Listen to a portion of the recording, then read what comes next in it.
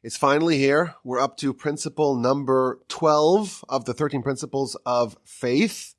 This is the penultimate principle as codified by Rambam. And you recall these principles are the preconditions to our religion. These are the building blocks of our religion. If you want to understand Judaism, if you want to embrace Judaism, if you want to observe Judaism, and you want to study it and get into it, these are the 13 building blocks as codified by Rambam. And as we mentioned in the past, as were accepted by the Jewish people. Now, we spoke about this in the past. Just to review, the 13 principles are broken down into 3 general sections. Section 1 talks about God. You have to believe in God, of course, if you want to have Torah, if you want to have our religion. But what does that mean? That was comprised of 5 different principles. And then we had 4 principles about prophecy and the prophecy of Moshe and the divinity of the Torah and the fact that the Torah that we have today is the same Torah that we were given at Sinai. So that's the middle section, which is Torah and prophecy. And the third and final section of the 13 principles talks about reward and punishment. God knows everything. God will dispense reward and punishment. And now we are up to principle number 12, and that is the Messiah and the Messianic era. This is a very big subject. As you know, I've been anticipating it greatly. I'm really excited to start. So let's begin. And we're going to begin by citing Rambam in his own words. Now, you may recall the Rambam wrote many incredible works. He wrote, of course, a magisterial work of philosophy where he was able to talk about the Torah and our philosophy and our theology and present it in a way that was palatable to the governing philosophy of his time, to Greek philosophy. And that, of course, is the Guide to the Perplexed, the Moreh Nevuchim. He also wrote the first complete commentary on all 63 books of Mishnah. So, of course, Mishnah is the work of oral Torah. And it has 63 books in 6 different orders. And the Rambam wrote a commentary on all 63 books. And he also wrote a complete recounting of the oral Torah, where he culled and codified and crystallized all of oral Torah into one system in the Mishneh Torah. Now, the 13 principles of faith come in the Rambam's comment to Mishnah. In the end of the book of Sanhedrin, the Rambam says, okay, we're talking about all these eschatological subjects. I'm going to lay out for you the 13 principles of our faith. And I want to begin by reading the Rambam in his own words, first in his commentary to Mishnah, and then in his Mishneh Torah, that great, sprawling, and authoritative work on all of oral Torah. So the Rambam tells us in his comment to Mishnah that the principle number 12, and that is the days of Messiah, Yemos HaMashiach, V'hu lahamin. What does it mean to believe and to render as true that Messiah will come in the right time, and he won't come any later than he's supposed to come. And if he tarries, if it's taken him a while, wait for him. And don't try to calculate and try to study and scrutinize the verses and try to figure out and prognosticate and forecast when he is coming. Quotes the Talmud, the bones of those people who calculate when Messiah is coming, those bones of those people will bloat. Okay, so to believe that he's coming, we have to know it's true, but not to calculate and try to figure out when the Messiah is arriving. And we also have to believe that this King Messiah, will have greater stature than all the kings that have ever existed, as per was prophesied to us from all the prophets, beginning with Moshe until the very end of prophecy with Malachi, with Malachi. And whoever has a doubt in the Messiah, or minimizes the stature of Messiah, that person is repudiating Torah. Because the Torah, in several places, tells us about Messiah. So if you don't believe Messiah, you don't believe in Torah. You're rejecting verses, explicit verses in the Torah. And included in this principle is that our monarchy goes through the line of David, specifically via Solomon, the Davidic line via Solomon. And if you question that, and you question the legitimacy of this family and this line, included in this principle is to believe of the lineage of Messiah and Jewish kings coming through David and Solomon. So when he lays out this principle, he's incorporating 6 basic ideas. A, to believe in the Messianic era, to anticipate and to yearn it. The idea of timing, he's not going to delay, and we're not going to calculate and forecast when it will be coming. The persona of Messiah, it's the greatest king. He is the greatest king in history, and the lineage, family of David through Solomon. This is a very important subject. It's a very misunderstood subject. And it's really central to Jewish life. So, of course, if it's part of the 13 principles, it is a necessary component of our belief. The Rambam tells us elsewhere that if you don't believe in this, well, you're disincluded, you're excluded from Olam Haba, which, of course, we already defined. That's really what you want. You want Olam Haba. And if you don't believe Messiah, well, then you are not a candidate for Olam Haba. The Talmud tells us that when a person faces the heavenly tribunal, after you die, you're going to get some degree of accounting and reckoning for your behavior.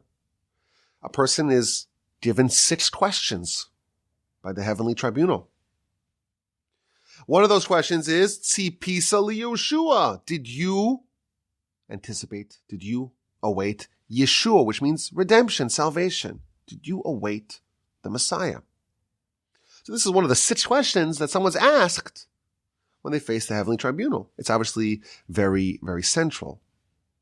Now, if you look at our prayers, so the codified prayers, the Shmona Esrei, the Amida prayer, the 18 benedictions that are part of our codified prayer, by my count, 10 of those prayers include requests and or references to the Messianic redemption. So this is not some sort of ancillary part of our religion. This is a central component of our religion, and it appears everywhere. Now, when you finish the aforementioned Amida prayer, there's a small post-prayer supplication. May it be the will before you. Sheyibane Beis Hamikdash, let the temple be rebuilt speedily in our days. And may we worship you there in fear, in trepidation, in reverence, as it was in the past. And as we shall see, the rebuilding of the temple in Jerusalem is a central component of Messiah. Outside of our prayer and outside, of course, these principles and outside of the investigation that the heavenly tribunal conducts on people, if you look at just the Torah in general, there are major segments of our life that we cannot fulfill today. There's hundreds of mitzvos that relate to the temple and to temple times. And thus, there are huge swaths of our religion that we cannot fulfill, and we hope to be able to fulfill when Messiah comes and the temple is rebuilt. So again, I'm trying to impress upon us the centrality of this subject. Our calendar really orients around the temple, which again will be rebuilt with Messiah. If you look at the fast days, for example, the 9th of Av, the 10th of Teves, the 17th of Tammuz, and the fast of Gedalia. So 4 out of our 6 yearly annual fast days correspond to the destruction of the temple. This plays a major part in Jewish life. Of course, all the other festivals, Yom Kippur, we talk about what it was like in the temple, and Pesach, Passover, We are commanded to bring the paschal sacrifice. We can't do that today. All the sacrifices and offerings that are part and parcel of the holidays cannot be done without the temple. It's safe to say that Messiah and everything that comes along with Messiah is a very highly central subject. It's a massive subject. It's also quite a controversial one. I think it's also very exciting, but beware, it's a subject that is rife with misconceptions and misunderstandings. It's a minefield that we are about to wade into. And as we always try to do here, we're going to rely on what our sages tell us. We're going to try to study it rigorously and comprehensively, but we're going to emphasize and we're going to be true to the actual text and to the sources. There are big subjects ahead of us. So let's try to get a little sense of what we're going to try to cover in our explication and study of this principle.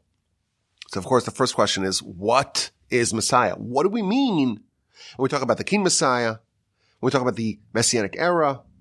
What's the point of it? How does it fit into the big picture of creation and what the goal of our existence is? What's the timeline? What happens when? What happens before Messiah? What happens during Messiah? What's the arrival of Messiah like? What happens when you're actually living in the Messianic era? What happens afterwards? What is the revolution that Messiah is going to unleash in the world? How does it happen? What are the various different ways that it can happen? What changes occur during the Messianic era? What role do we have to play in effectuating Messiah? It's not just something that happens from on high. It turns out when you study the subject, we have a say in determining how and when Messiah will happen. The identity of Messiah. Who is Messiah? What are the qualifications for being Messiah? How do we determine if a person who is a claimant to that role is legit or is a charlatan, a fraud? There is the advanced subject of the two Messiahs, Messiah ben Joseph and Messiah ben David. It turns out there are two Messiahs. What is that? And finally, no analysis of Messiah can be complete without talking about the troubled history, the perilous history of mistaken Messiah identification throughout history, the false messiahs, the unactualized or unrealized messiahs, and all the flawed messianic prognostications. What are the perils of messianic forecasting? As the Rambam said, part of this principle is to not try to figure out when it's going to happen. The bones will be bloated of those who try to figure it out. There is a lot to talk about. So let's begin. To get started, I want to read another citation from Rambam. The first little bit that we read earlier, that was from his comment to Mishnah, where he lays out principle 1, 2, 3, 4, all the way through principle number 13. But every one of these principles, in his other writings, he references and expands upon it. And in his Mishneh Torah, which is again the codified oral Torah of Rambam, 14 books, he dedicates 2 chapters in the book of Shoftim, the book of Judges. 14 books, the last one's the book of Judges. In the laws of kings and their wars, which is the last section of the last book. The final 2 chapters, the Rambam dedicates an authoritative and sweeping treatment of this subject. The majority of the subjects that we need to cover in depth, of course, he's going to address. And I think it's the first place that we go to try to understand more about these 13 principles. Again, they're authored by the Rambam in his commentary to Mishnah, but his magnum opus, Mishneh Torah, the 14 books, he's going to expand upon it. And it's interesting that the very last subject that he covers is Messiah. So there's 14 books, And the last section of the last set of laws in the last book, so chapters 11 and 12 of the laws of kings and their wars are dedicated to the Messiah and the Messianic age. And he's going to plunge us into this subject. And he's going to try to cover the whole subject. And we're going to read what he says. And then we're going to go into the subject in a more methodical way, going through it piece by piece. He's going to cover everything. And we're going to read it and just get a little flavor of the subject. And then go through it, please God, piecemeal. He's going to focus both on the individual, King Messiah, and on the era. And he's going to begin chapter 10 with the job description.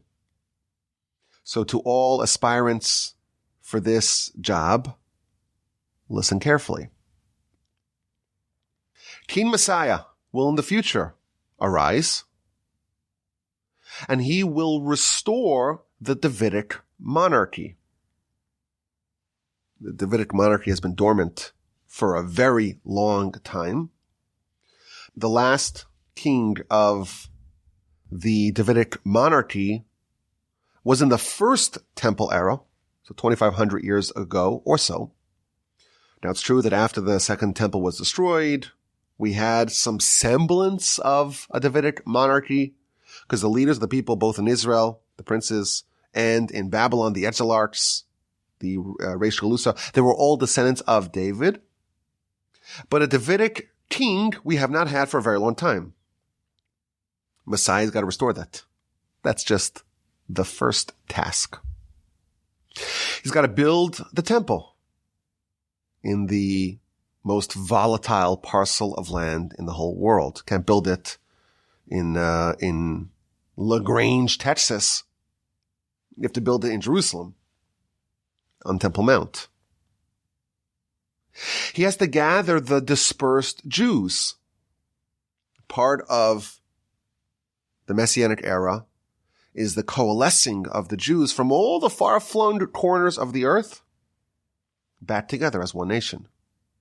And that, of course, means geographically reuniting the Jews, but also spiritually reuniting the nation to restore the people who are immersed amongst the other nations, to restore them back to their faith and to their commitment to God and to his Torah.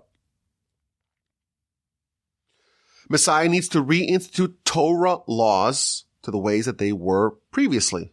All the laws, every law of the Torah must be reinstated. That means in the aforementioned temple, you have to bring all the sacrifices. And Shemitah and Yovel, all the mitzvos as they are told to us in the Torah must be completely restored. That's the beginning. Simple list of tasks. Just do one and then the next one and then, well, you're a candidate. And we have to believe and anticipate his arrival. Otherwise, we are repudiating the Torah of Moshe. And the Rambam quotes the many verses that discuss Messiah and the Messianic era in the Torah. So in the book of Devarim, Deuteronomy chapter 30, verse 3, 4, 5. And of course, the whole section of Bilam, when Bilam is hired to curse the Jewish people instead is forced to bless them. He forecasts, this is in Numbers 24, he forecasts about both messiahs, i.e. King David, and the final Messiah who will be a descendant of King David. And the Rambam adds another proof from the Torah, an interesting one, from Deuteronomy chapter 19, verse 8. The verse is talking about the cities of refuge. When we have an accidental killer, they have to go to a city of refuge. And there are 6 designated cities of refuge. And the verse tells us that the Almighty will expand our lands and will add 3 more cities of refuge. And the Rambam points out that that has not yet happened. And the Torah, the Almighty of the Torah, does not forecast things that will not happen. Implied from this verse is that our lands will expand And we will, in fact, add those cities of refuge in the times of Messiah. So the Rambam begins by citing the scriptural sources in the Torah, and then he tells us, well, we don't need to talk about the rest of the Tanakh, the rest of our canon, because all the words of the prophets are full of references and citations to the Messiah. So we're starting off with the Rambam in his Mishneh Torah, and we've learned the job description of Messiah. What do you need to do? We've learned about our mitzvah to believe and to await and to anticipate Messiah, and we learned some of the scriptural sources about this idea. Next, the Rambam guides us as to what are the demands placed upon Messiah. How do we verify that he's legit? There have been a lot of people who have claimed to be the Messiah in our history. Unfortunately, our history is littered with false messiahs. How do we vet a messianic claimant? How do you know if they're legit or if they're a fraud? What kind of inspections do we do to a potential Messiah? Says the Rambam, don't think that the King Messiah has to do miracles or wonders or renew the laws of the universe or to revive the dead. That is not what we ask Messiah to do. We don't ask for supernatural signs. And he brings a proof. Rabbi Akiva was one of the great sages of the times of the Mishnah. Rabbi Akiva believed in the messianic qualifications of a gentleman named Bar Kokhba. Who was Bar Kokhba? Bar Kokhba launched a revolt against the Romans about 60 years after the temple was destroyed. It seems like he actually rebuilt at least a version of the temple. He was a great scholar, a great warrior, seemed to check a lot of boxes to qualify as Messiah. And he got adherents, and not just Joe Schmoes, the great Rabbi Akiva and many of the other sages of that era. Heavyweights, not lightweights, heavyweights, believed that he was Messiah. The sages of the time were on board. And then, of course, it was proven that he was not the Messiah when he was killed due to his sins. And once he was killed, it became clear and evident that he was not, in fact, Messiah. As an aside, this tells us that once someone dies, they cease to be a candidate for Messiah. There are some people that mistakenly believe otherwise. But the Rambam tells us that if you consider someone to be a good candidate for Messiah and then they die, well, you know that they're not Messiah. Rabbi Akiva and his colleagues thought Bar Kokhba was Messiah, and then he died, and then they knew that he was not Messiah. End of the aside. But the Rambam proves from this story that you don't need to do miracles. What did the sages ask from Bar Kokhba, or Bar Koziva as he was renamed? They didn't ask him to do miracles. They didn't ask him to do signs or wonders. This proves that we don't need to ask Messiah to do miracles. That's not part of the vetting. What is the vetting? We'll get to in a second. And the Rambam adds, certainly not an iota of Torah can be changed. You cannot add to the Torah. You cannot subtract from the Torah. And if someone does in fact tamper with the Torah, adding or subtracting from the Word of God, then you know for sure this person is a wicked person and a heretic. So we don't ask for miracles, we don't ask for signs, we don't ask to revive the dead.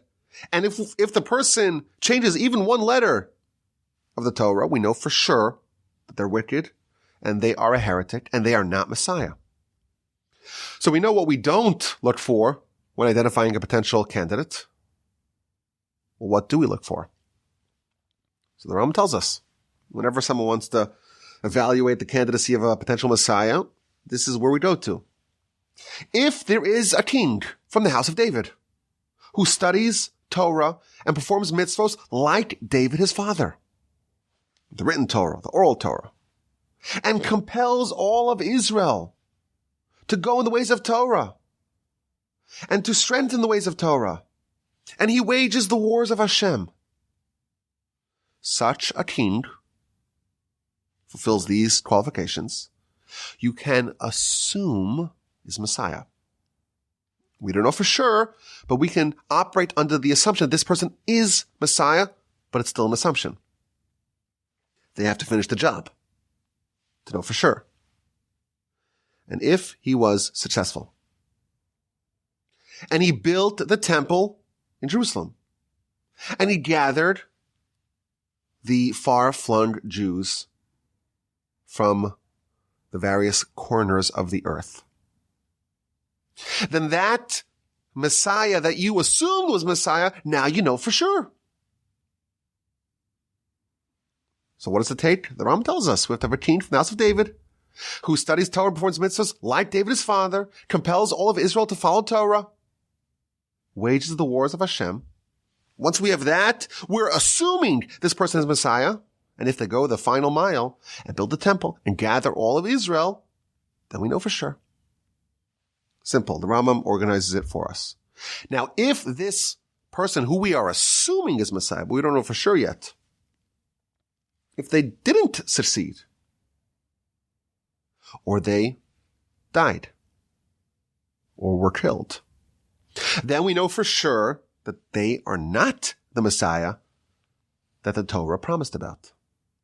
Yes, they're a king. And yes, they could be righteous. But not every king is Messiah. And then the Rambam adds, we also know why we have this phenomenon of an assumed Messiah who later is proven to be not a real Messiah, because God is testing us. We are expecting, over the course of our history, fake, false, unrealized messiahs. That is to be expected. And we knew this at a time. It's forecasted in the prophets. And they are tests. Tests from God to test our loyalty and our fidelity to God and his Torah. Everyone's very excited by the notion of Messiah. We have to be governed by Torah and not get caught up in the excitement and the passion and forget our true loyalties. Now, the next part of Rambam was censored by the Christian censors. So for hundreds of years, Rambams were printed without these paragraphs. When we read the paragraphs, we'll see why. The Rambams will be talking about other monotheistic religions who sought to replace Judaism. So if you look at the newer versions of Rambam, many of them actually reprinted it because now we're not scared of the censors. We can write whatever we want. But for many years, the Christians had to vet and approve of what you're writing. So there are, in fact, sections of the Talmud that were censored. And including in that is the part of the Rambam we're about to cover that was censored by the Christian censors. He's going to be talking about the other religions and the context of these religions, how we view them, and what is their destiny. He's going to begin with Christianity. He's going to talk about Islam as well. And even Yeshu HaNatzri, Yeshu the Nazarene, who considered himself to be Messiah. And he was executed in the Jewish court for his crimes. We already knew to expect someone like this. And he quotes a verse in Daniel. The verse is talking about how there's going to be someone who's going to arise, who's going to be a stumbling block for the Jewish people because he's going to be a fake Messiah. Our prophets are forecasting a real Messiah who's going to save us, who's going to redeem us, who's going to gather us back in, who's going to strengthen the mitzvos. And then we have this guy who does the opposite. He caused the mass killing of Jews.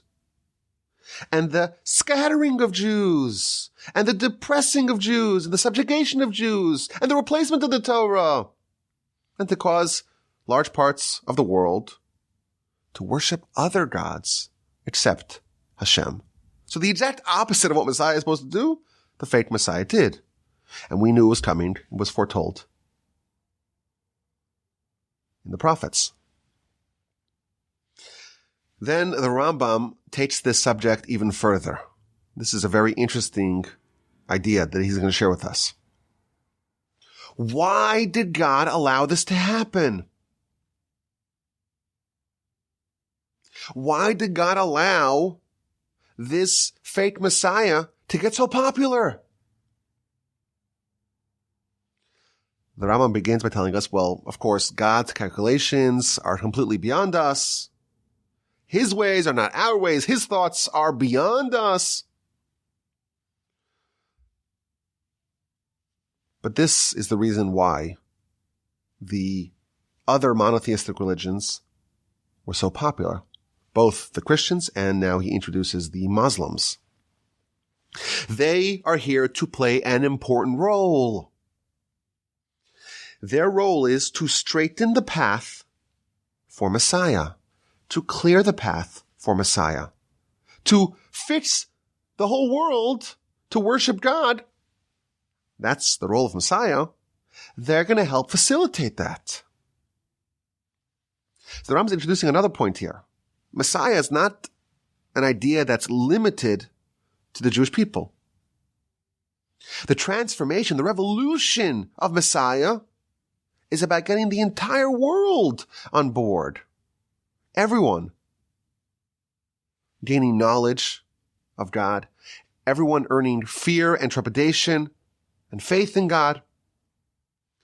Our nation, we already committed ourselves to God with the Exodus, with Sinai, with Torah. That has to go global with Messiah. You have a very unusual reality for hundreds of years. One nation, one small nation, one insular nation, with complete fidelity to God. Of course, we still have free will, make mistakes, of course. But the nation's committed to God. And you have a whole sea of paganism, a whole sea of idolatry in the whole world. And Messiah is a description of the world where everyone comes around, not just the Jewish people. How do you get a world full of pagans, a world full of idolaters to accept the one God? That is the role of these other religions. These other religions, which, by the way, are rooted in the other parts of the family of Abraham. So, of course, Ishmael, he's the father of the Ishmaelites, the Arabs, which, of course, became the Muslims. And Esav, he is the father of the Christians.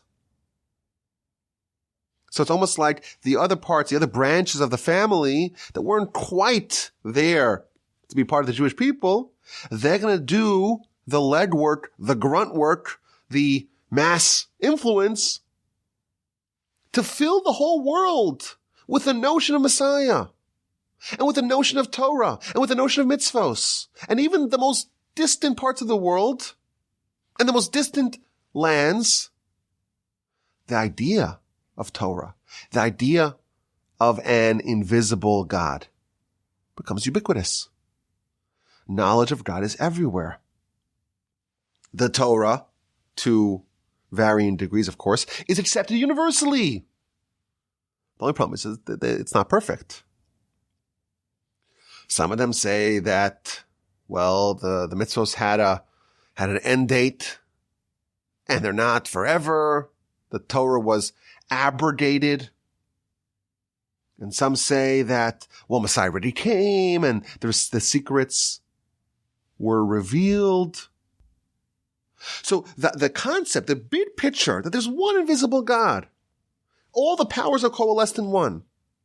And he gave us prophecy. And he gave us Torah. He gave us instruction. The big transformation that's needed is done by our cousins. It makes Messiah's job much easier. 90, 95, 93, 85, depends I don't know how you would evaluate that, but a certain percentage of Messiah's work is done already. The Christians and the Muslims are there to clear the path, to straighten the path, to make it easier for Messiah. And when Messiah actually arises, and he succeeds, and he is elevated, everyone will make their slight adjustments. And they'll realize that their forefathers gave them a slight mistake. And their antecedents and their prophets led them astray. And they will come back to true faith. The Romans, whenever they absorbed any nation, they absorbed those nations' deities as well. And they ended up with a massive cachet. Maybe that's not the right word. Cash. Is that pronounced cash? A massive amount. A massive repository of idols. 30,000 according to Roman historians. So now they don't have perfect faith, but they've narrowed down from 30,000 to 3. It's much closer. And of course, the Muslims believe in complete monotheism. How'd that happen? Our cousins did the grunt work, did the legwork for Messiah to prepare the world, to soften them for the Abrahamic mission to be completed by Messiah. That is the beginning, the first chapter of Rambam, the Laws of Kings. He's talking to us about Messiah. We've learned a lot. Let's continue to the final chapter. In his magisterial work, Mishneh Torah, again, it is also dedicated to the concept, the subject of Messiah. He begins with the state of the world during the Messianic era. Don't consider that in the times of Messiah, the rules of the world, the rules of nature will be nullified. Or there'll be some innovation that changes creation. There will be no changes to the laws of nature. There are not going to be any supernatural adjustments to how the world operates. But what about the verse that says that the wolf will lie with the sheep? Verses that indicate otherwise are metaphorical. And there's a metaphor, the wolf and the lamb. This is a metaphor that the Jews, who are always being preyed upon and persecuted by the proverbial wolves, we are going to dwell in peace and stability and security with our erstwhile foes. And everyone will return to the true religion. And everyone will be moral and just and righteous. People won't steal. People won't be corrupted. People will do what's proper and live in peace with Israel. And all the verses that talk about Messiah in ways that are supernatural, they are all to be understood in this fashion. They're all metaphors. And the exact interpretation of each of these verses, well, that's something we're going to discover when Messiah is already here. But don't make the mistake in thinking that the Messiah is going to result in some radically different reality of the world as we know it. There won't be any supernatural changes. And the Rambam continues with this theme and quotes a foundational statement of the Talmud. Ein bein ha'olam hazeh limos Moshiach ela shibud malchios bilvad. The only difference between this world and the times of Messiah, the only difference, shibud malchios bilvad. It's only the subjugation to foreign kings. And then he begins to talk about the timeline. And he doesn't speak definitively. He says, well, it seems like from the simple reading of the prophets that at the beginning of the days of Messiah, there will be a big apocalyptic war. The war of Gog uMagog. And before this war, the prophet will come. Which prophet? We don't know. The prophet will come and straighten the Jews and prepare their hearts. And the verse that he quotes about this talks about Elijah, but Rambam calls him just a prophet. And then he talks about Elijah specifically. It's not clear if he's talking about two different prophets or this is just Elijah in both instances.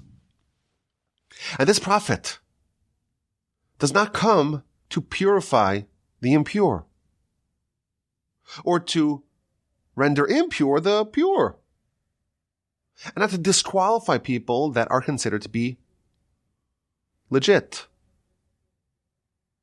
If you have someone today that's viewed as being righteous or being okay, and, 15 generations ago, there was some sort of illegitimate union, that person's a bastard. It's not Elijah's job to figure out or to tell us, who is not legitimate.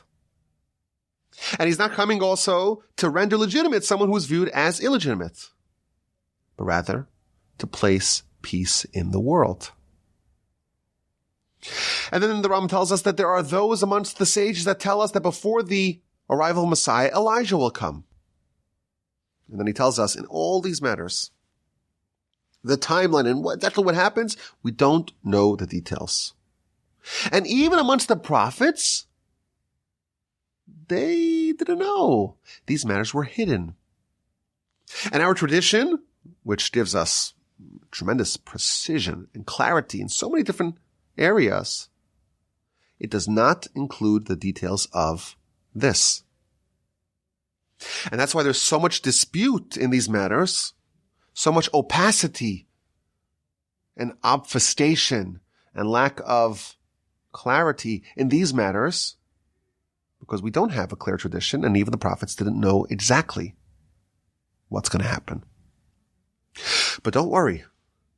The precise details, and how it's going to happen, and the timeline, and all the minutiae of this subject are not an important principle in our religion.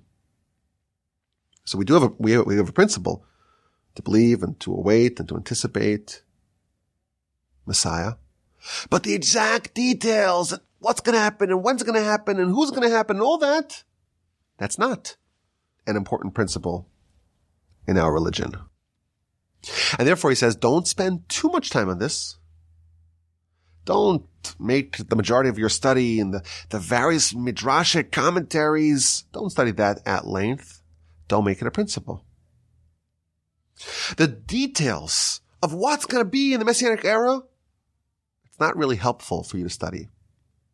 It brings you to neither love of God nor fear of God. Our actions should only be done if we can reasonably consider or imagine they will bring us to either love of God or fear of God. This won't bring us to either one of those. Also, the Rambam reminds us, don't try to calculate when it will happen. This is not what we do. Rather, we wait and we believe and we anticipate, but we don't spend too much time focusing on the exact details. So there's an interesting contrast over here. How important is this subject? How important is the Messiah? On one hand, of course, it's a principle. And if you want to get admission to the afterlife, Olam Haba, you have to believe in it. And it's a major focus in our prayers. And it's one of the 6 questions that we get asked when we face the heavenly tribunal. It's one of the 6 debriefing questions. Yet, the Rambam tells us the details and how exactly everything works out is not so important. It's been noted as well, the Rambam's Mishneh Torah, those 14 books, are written in topical order. They're organized conceptually. The first law that it talks about is to believe in God. The foundations of Torah, that's how it starts.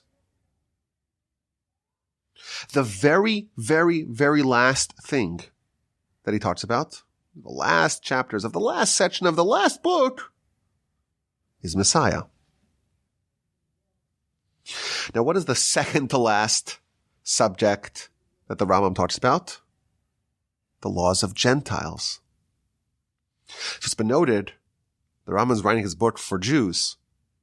He's signaling with the layout of what he puts where it's actually more important for us to know about what non-Jews need to know than to think about Messiah. The Rambam is systematically de-emphasizing the study of this subject. It brings us to neither love of God nor fear of God. We have to believe in it. We have to anticipate it. But this is not something we make our focus on in a detailed way. The Rambam continues that Messiah's job is different than Elijah's job. He's there to determine tribal affiliation. So, of course, the Jewish people, we start off as 12 distinct tribes. And then over the course of the centuries and millennia, there was intermarriage amongst the tribes and people lost track of it. We no longer were limited to our tribal lands. No one knows what tribe they're in. Once Messiah gets settled and all the Jews are coalesced around him through the prophecy that's bestowed upon him, he's going to organize the nation in two tribes, or back into tribes. He's going to start with the Kohanim and the Levites. And the imposters who are pretending to be Jews but are actually not part of the nation, he's going to cast away. And then amongst the Jews, he's going to figure out which people are attributed to which tribes. He is not going to identify which are mamzerim. Unless someone is known to be a bastard, they are good. That too is part of the responsibility of Messiah.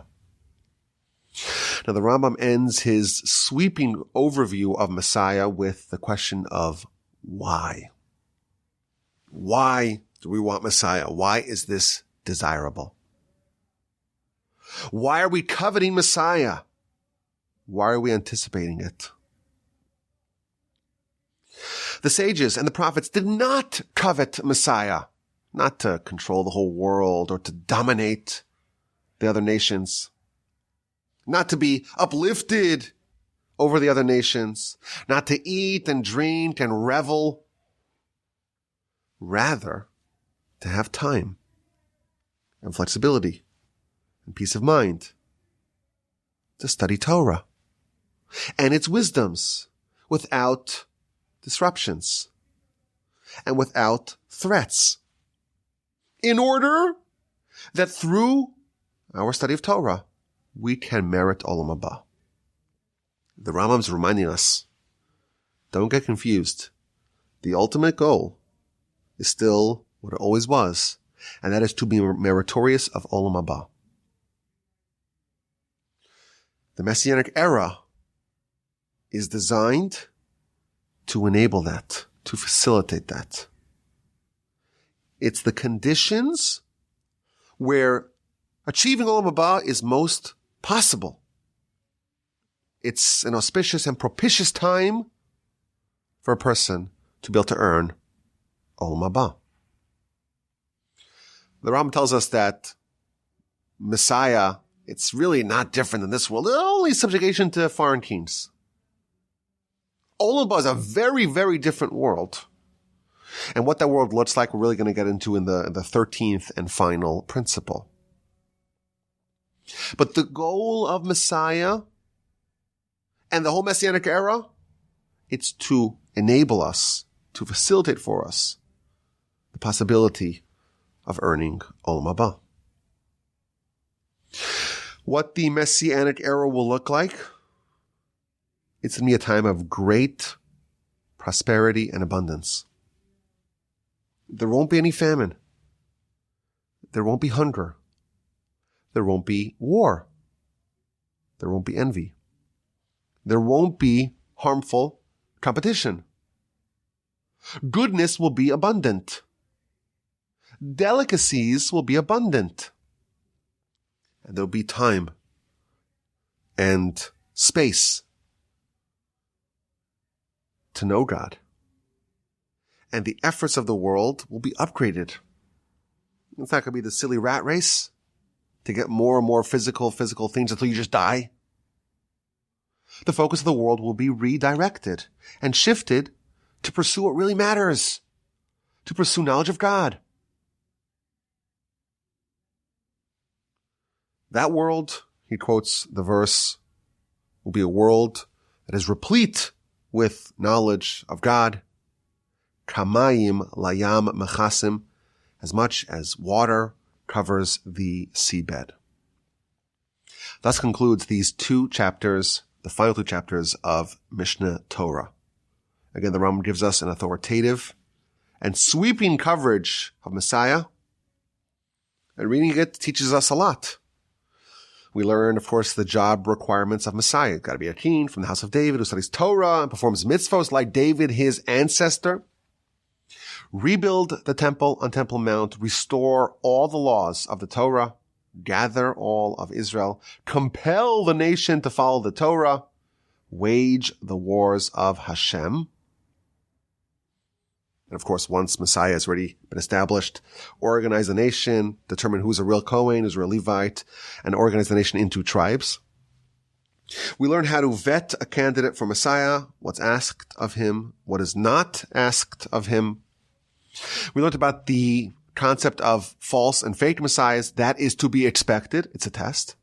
We learned about Christianity and Islam and the role that they play to clear the path for Messiah. We learned about the Messianic era, the various other things that will accompany King Messiah himself, Elijah and his role, the prophet, the war of Gog and Magog, the dramatic changes that will transpire to the whole world. Not changes to the laws of nature, of course, but how the world focuses its attention and its resources. There are not going to be any supernatural changes, and all the verses that imply otherwise are metaphors, but it's a world of abundance. It's a world of stability and security so that the pursuit of what really matters can be undertaken. And the goal, that's to have the stability and the peace of mind to study Torah and to thereby earn Olam Haba. That is the Rambam, and it's a great way to get started on this very critical principle number 12. I think it does give us really the layout of the whole subject. We understand how critical this subject is and why it made so many appearances in our daily life, in our daily prayers, in our annual, yearly cycle. We see how it is quite a large subject, and we see the room for misconceptions and misunderstandings. And we have a lot of work ahead of us to really dig into the subject with great focus and detail, to really understand what's happening with Messiah and the timeline as best as we can understand it, and the changes that are going to be present during the Messianic era, and the roles that we are expected to play now and then. What do we know about the identity of Messiah? What do we know about the qualifications of Messiah? Of course, the subject of the two Messiahs that the Rambam does not talk about, but our sages elsewhere do. We have a lot to cover. I'm really excited that we're finally here.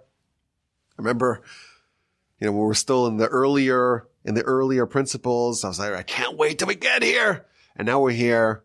So with the help of the Almighty, we will cover this subject, please God, with our focus on trying to get a comprehensive and rigorous understanding of the subject to the best of our ability. I'm excited to do this together with all of y'all. As always, my email address is rabbiwalby@gmail.com. Call me with any questions, comments, feedback. Of course, I'm in the Torch Center right now, and I work for Torch. And if you want to support our work, torchweb.org is the address to do that. Whenever I do a podcast, in the description, there's a link in the description if you want to see more about what we do here at the Torch Center and maybe to support our work. If you want to reach out to me, my email address is rabbiwalby@gmail.com.